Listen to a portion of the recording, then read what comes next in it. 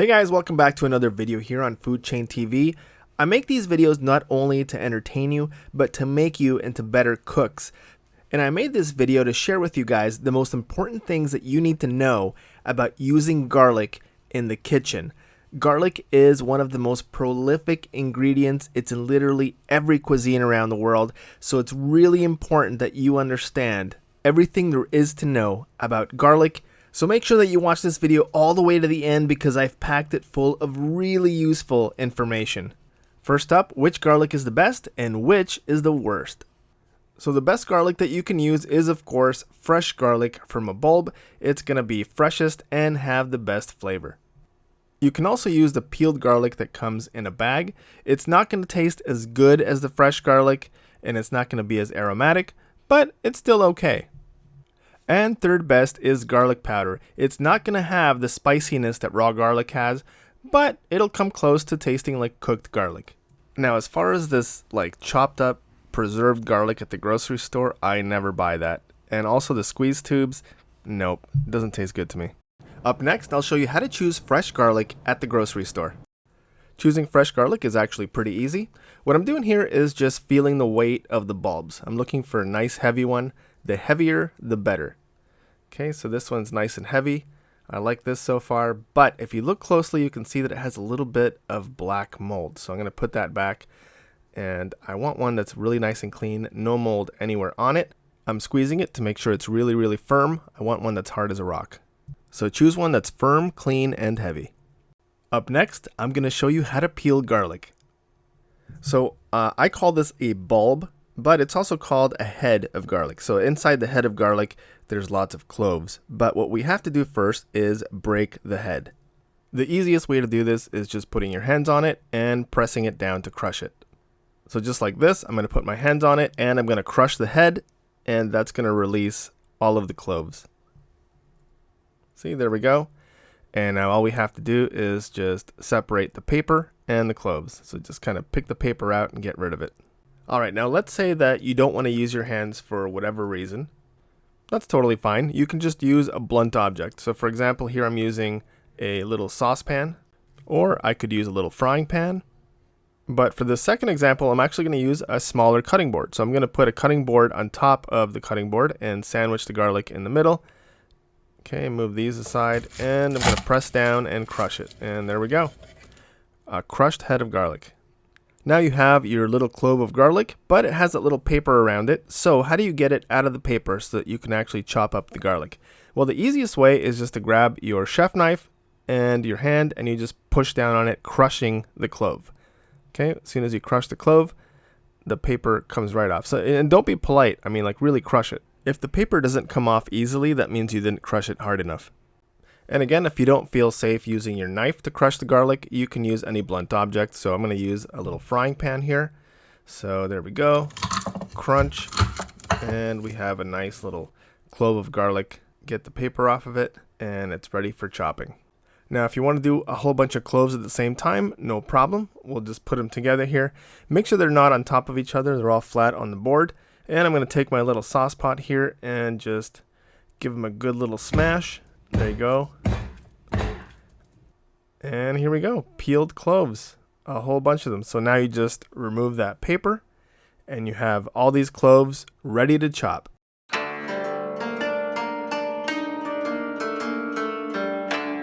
Alright, before we get into chopping the garlic, I just wanted to get into controlling the flavor of garlic. And there's basically two rules. Okay? Raw garlic is spicy and cooked garlic is mild. That's rule number one. So for example, if you want a dish that has a spicy garlic taste, like guacamole for example, then you would put in some minced fresh garlic without cooking it. But if you want the flavor of garlic to be mild without the spiciness, then you would cook it, like you would in millions of different dishes around the world. And rule number two is the smaller you cut it, the more flavor it will have. So now you can control the flavor by how big or how small you cut it, and you can decide whether you want spiciness by using it raw or if you want a mild flavor by cooking it. So in this example, where we're using whole cloves, there's going to be a lot less garlic flavor than if we're using minced cloves like this one here, where there's going to be a very intense garlic flavor. And if you want to marinate meats and you want it to have a lot of garlic flavor, then you would mince the garlic because that would release the most amount of flavor.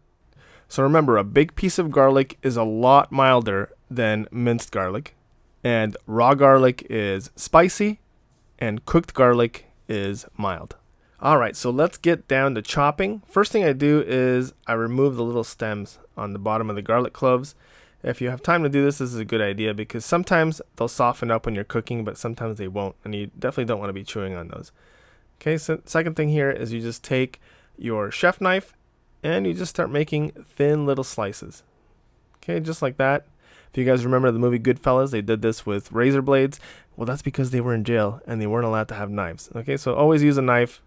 Don't use razor blades. So here we have sliced garlic, which are perfect for cooking if you want like a medium garlic flavor. Alright, now we can chop these up into even smaller pieces. And as you can see here, I'm just slicing them up into even smaller slices, and then I'm going to cut across. So chop, chop, chop, chop, chop. Cutting across. Okay, if I want to slow this down, this is kind of like a slow motion movement here.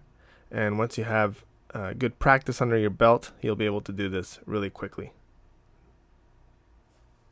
Once the pieces get scattered, you just make them into a nice neat little line and you just chop up the line. Chop, chop, chop, chop, chop. There you go. So once again, I'm slowing this down to slow motion so you can see what movement you're looking at. And once you learn the movement, you just do it fast. Okay, just like that. You turn into a human food processor. And here we go. Look at that nice chopped garlic, full of flavor. And like I said before, if you leave this raw, it'll be spicy. If you cook it, it'll get mild. Okay, now another issue you might have is sticky garlic. And this is a good thing. Like usually fresh garlic is sticky and should be sticky, but it's kind of cumbersome to handle because it sticks to your fingers and it sticks to your knife while you're chopping it up. So what do we do about that? Well, it's pretty simple. You actually want to add just a little tiny bit of oil to your garlic cloves, and that will lubricate them, and it'll also lubricate your knife and keep the garlic from sticking to everything. So here we go. Let's just pour a little tiny bit of oil. That's all you need, about maybe, a teaspoon or so. And now you see that when I start to slice them up, they're a lot nicer to work with because they're not going to stick to my hands and they're not going to stick to the knife as badly as they did. See, this oily garlic just wipes right off the knife. Really, really easy to work with. Now, if you need your garlic really, really small, like here you see it's minced, I recommend using a garlic press. So let's talk about that now. Okay, so this is my garlic press. These are a little handy to have around. And I'm going to show you briefly how they work. So what you do is you stick the clove of garlic right in that hole there. You don't have to peel it, okay, because when you press it through, the garlic flesh will come out of those little holes and the peel will actually stay inside of the garlic press. Okay, pretty ingenious little device that's been around for a long time. So let me show you here. So we put a garlic clove with the paper still on it inside of that. Okay, we're going to close it up. And I'm going to angle it up so you can actually see how the garlic comes out. But normally you would angle it down towards the little bowl. Okay, so here we go. If you squeeze the lever, you'll see that it will, what's the word here? It will, I don't know, vomit out garlic. I don't know. The garlic will squish out of it, just like that. And then you just take the back of your knife and you just scrape it off into the bowl. So here's another one for your viewing pleasure. There we go. We scrape the minced garlic into the bowl. And then if everything worked according to plan, look at that. The paper on the clove just lifts right out. Okay, so these are really fast for mincing garlic. The thing that's going to take you a bit of time is actually cleaning it up. As with most cooking appliances and little gadgets like this, now is the time to wash them. And that's kind of like where you lose your advantage of time because all those little holes are filled up with garlic. Now, luckily, this comes with this little device. And the purpose of this little blue thing is so that when you're washing this in the sink under running water, you can get all those little holes cleaned up. It kind of pushes the garlic out of the holes. Okay, so that's something you definitely don't want to lose. But overall, if you're mincing a lot of garlic, I think these are great to use. They're actually a lot of fun to use as well, and I highly recommend it. Check out the product link in my video description so you can buy your very own. Now let's talk about another amazing thing about garlic.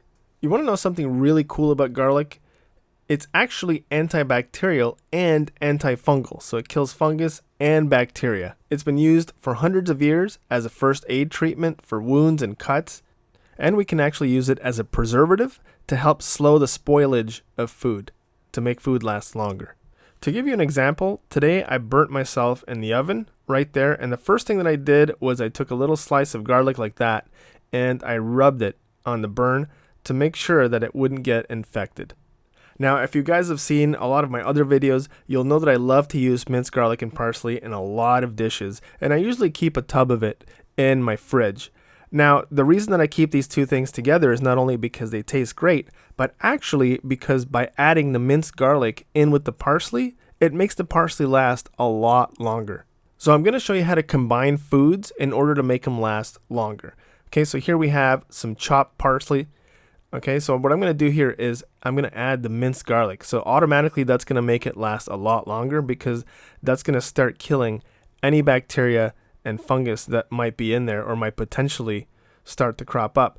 Now, another natural antibacterial that just happens to taste amazing is fresh oregano. So I'm going to put that in there, and that's going to extend the life again, double it again, because it's going to last a lot longer. And what else do bacteria hate? Well, bacteria hate salt. Okay, so I'm going to add some salt in there. And by this point, the Bacteria Council of America is sending me cease and desist letters, but it's okay, we'll keep going. So how can I possibly extend the life of this mixture even longer? Well, I can keep oxygen out of it by adding oil. So once again, we add oil, and that extends it even longer. So keep in mind that we have been cooking for as long as humans have been alive, and only recently have we had refrigeration. So before that, we used different ingredients to make foods last longer and preserve them. And so you can use things like fresh herbs, salt, fresh garlic, oil to preserve your foods and make them last longer. So garlic is not just for cooking, garlic is also for preserving. So a nice mixture like this might keep in your fridge for, I don't know, maybe 2 or 3 weeks.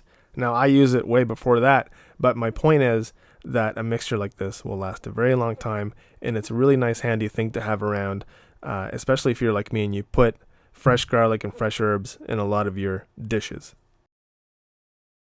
Okay, now how to get rid of smelly garlic hands. I'm sure we've all experienced this.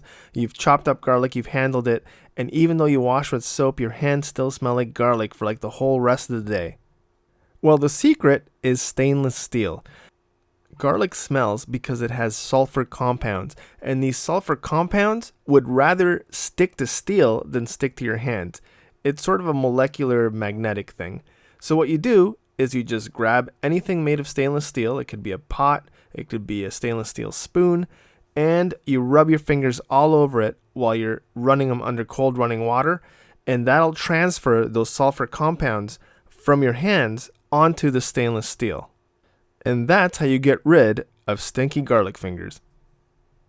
And as far as your cutting board is concerned, especially if you're using a porous board like this wood board here, what you want to do is put a whole bunch of baking soda on your board, and you just want to pour a little tiny bit of water on the baking soda so that it turns kind of like into a paste. So all I did here was just wet the sponge a little bit, and that little bit of water in the sponge is going to turn the baking soda into a paste. And you just really want to scrub that board with that mixture. Just make sure you get all the nooks and crannies and really scrub it really well. Then you rinse it with water. And then after that is when you can use your detergent to finish off the job. And this is how you get the garlic smell off of your cutting board. Alright guys, thank you very much for watching this video. I put a lot of work into this one because I think, garlic is one of the most important ingredients in all cuisines. So thank you guys very much for watching this video. I am trying to get to 1 million subscribers, so I need your help. I need you guys to subscribe to this channel. I need you guys to recommend this channel to your friends who you think might enjoy my content. And if you want to give it a thumbs up and put your comments below in the comment section, that makes YouTube show my video to more new viewers. So thank you guys very much for your help, and I will see you on the next video.